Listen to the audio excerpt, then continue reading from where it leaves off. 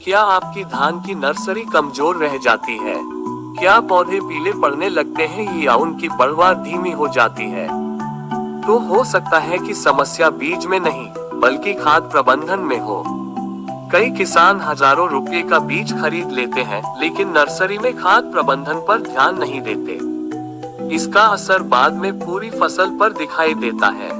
आज के इस वीडियो में हम जानेंगे कि धान की नर्सरी में खाद प्रबंधन कैसे करें, कौन कौन सी गलतियों से बचें और कैसे मजबूत पौधे तैयार करें ताकि रोपाई के बाद फसल तेजी से बढ़े। नर्सरी में खाद प्रबंधन क्यों जरूरी है? किसान भाइयों, धान की नर्सरी फसल की नींव होती है। यदि शुरुआत में पौधों को संतुलित पोषण नहीं मिलेगा तो वे कमजोर रह सकते हैं। कमजोर पौधे रोपाई के बाद खेत में अच्छी तरह नहीं जमते और उनकी बढ़वार भी प्रभावित हो सकती है। इसीलिए नर्सरी में खाद प्रबंधन को कभी नजरअंदाज नहीं करना चाहिए। पहला कदम, मिट्टी की तैयारी। खाद डालने से पहले नर्सरी की मिट्टी अच्छी तरह तैयार होनी चाहिए। मिट्टी भुरभुरी और समतल होनी चाहिए ताकि पौधों की जड़ें आसानी से विकसित हो सके। यदि मिट्टी की तैयारी अच्छी नहीं होगी तो खाद का पूरा लाभ पौधों तक नहीं पहुंच पाएगा। दूसरा कदम, जैविक खाद का महत्व। कई अनुभवी किसान नर्सरी तैयार करते समय अच्छी तरह सड़ी हुई गोबर खाद या कंपोस्ट का उपयोग करते हैं। जैविक खाद मिट्टी की गुणवत्ता सुधारने में मदद करती है। इसके उपयोग से मिट्टी में जैविक पदार्थ बढ़ते हैं और पौधों की शुरुआती बढ़वार बेहतर हो सकती है। ध्यान रखें कि कच्ची गोबर खाद का उपयोग न करें। तीसरा कदम, संतुलित पोषण का महत्व। किसान भाइयों, पौधों को केवल एक ही पोषक तत्व की जरूरत नहीं होती। अच्छी बढ़वार के लिए विभिन्न पोषक तत्वों का संतुलन जरूरी होता है।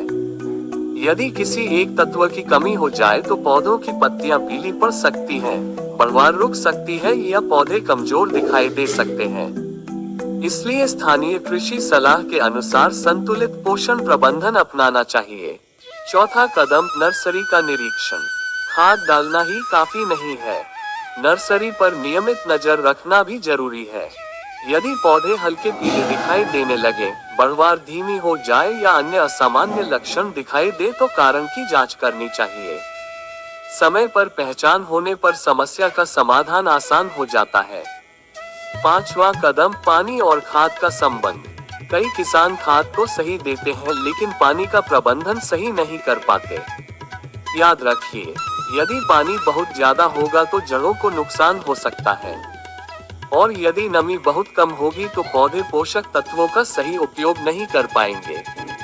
इसलिए पानी और पोषण दोनों का संतुलन जरूरी है। आप धान की नर्सरी में कौन सी खाद या पोषण पद्धति का उपयोग करते हैं? कमेंट में जरूर बताएं ताकि दूसरे किसान भाइयों को भी सीखने का मौका मिले। अगर वीडियो पसंद आया हो तो लाइक करें, चैनल को सब्सक्राइब करें और खेती से जुड़ी ऐसी ही उपयोगी जानकारी के लिए जुड़े रहें।